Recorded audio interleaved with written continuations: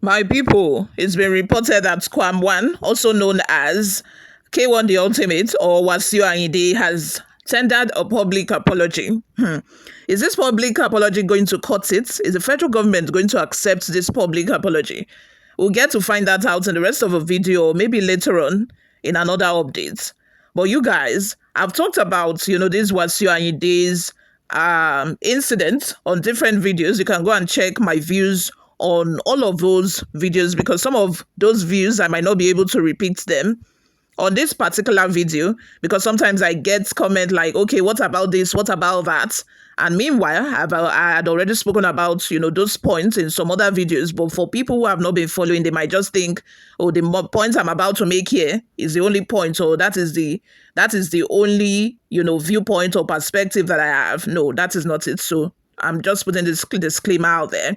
If you want to know my total view on all of what has happened so far, check all of those other videos out. This has now become a series. I'm going to compile them into a playlist, so it will be easy so you can be able to, access them easily. I just want to mention another point that I'm just finding out. A video is also going around in circulation, where Wasiu Ayinde is seen holding a flags and boarding a plane.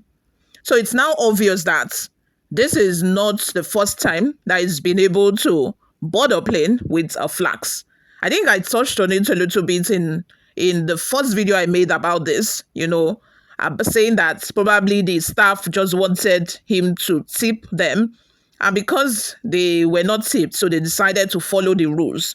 There are times like that where government office holders or government workers would actually close their eye and turn the other way, as long as you can tip them and give them money.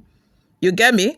But as soon as you decline to do that, they then make sure that they do due diligence and, nitpick on everything and make sure that, sometimes they use it as a punishment. That's just the way they operate.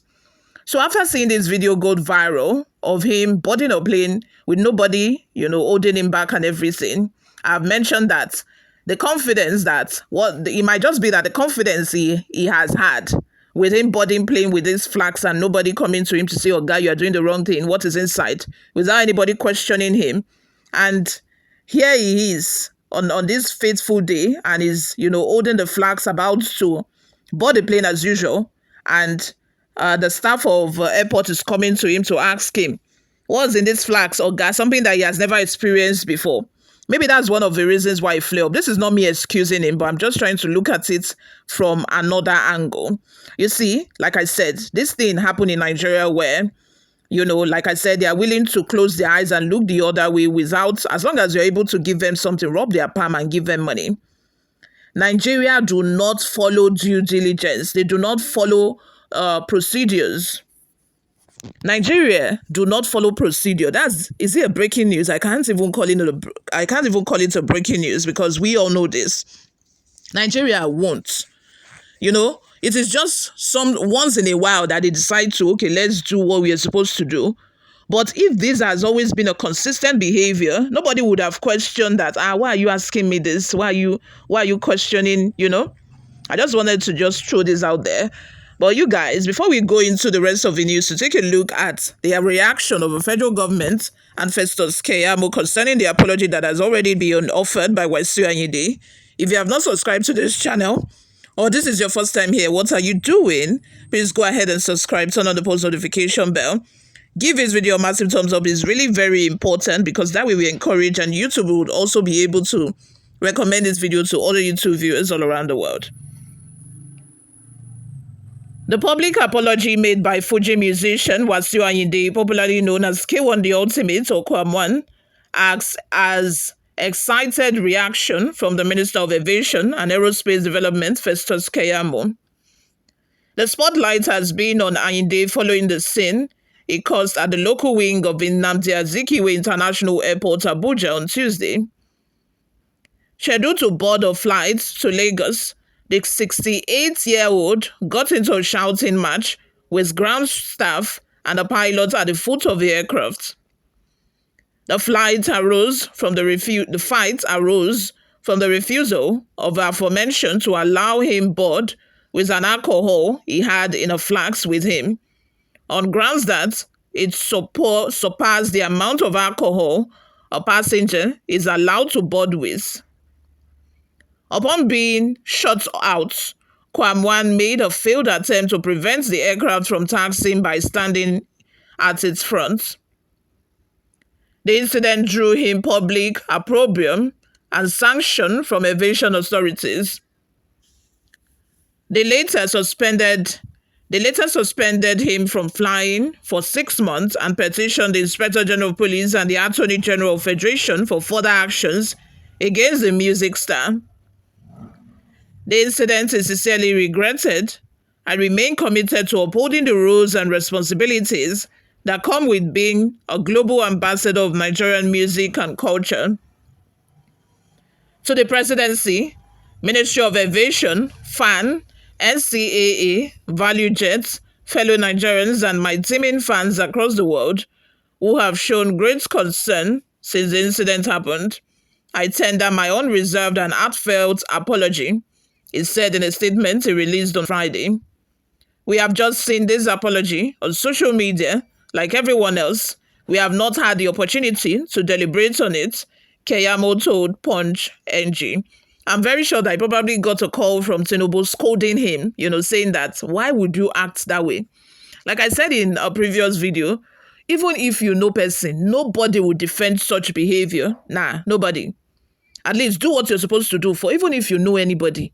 Do what you're supposed to do first. Let it be that you have been cheated. Then you can call people that you know and they will boldly stand for you. Not in this situation where you obviously did not do what you're supposed to do. You obviously flouted the law. You not only put your own life at risk, you also put the lives of like hundreds of passengers that were on board at risk as well. So nobody is going to defend you. Nobody is going to stand for you when you did not do what you're supposed to do. Nobody is going to stand for something that is wrong. Not the presidency, obviously. Not him. It's not possible. You guys, this story, maybe what we'll later hear is that his apology has been accepted and, that is the end of the matter. I just hope that is not the situation because he must pay for it one way or the other. He must. Because if this were to be in advanced countries, he would be in prison chilling. Because he not only put his own life at risk, he endangered other people's life as well. He should be in prison. That should be the punishment. But now that he's apologized, I think it just have, there must be a punishment. I will not be surprised when I hear that, he has been forgiven, the 6 months have been lifted. Or even if it is not lifted, he will start using private jets and he will start, finding his way around it and they will allow it. I will allow him to do so secretly. Before we go, let's take a look at some of the reactions we got online.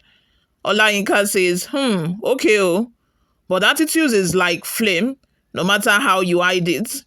It's find its way out at any slight point. Ademola Aluko says, why did you bring the presidency to your apology, Abi? That was even why I said Tinubu probably called him and scolded him, because the presidency is not even involved. They have not involved themselves yet, other than the fact that people are bringing in Tinubu, saying that it's because he knows Tinubu. That's why he acted that way. He knows that he has disgraced the presidency because of his association with Tinubu. If he's not associated with Tinubu now, they would not bring Tinubu into it. He would only take the whole blame. But the blame has been shared between the two because say person. You acted against the law of Nigeria, not the presidency. Exactly.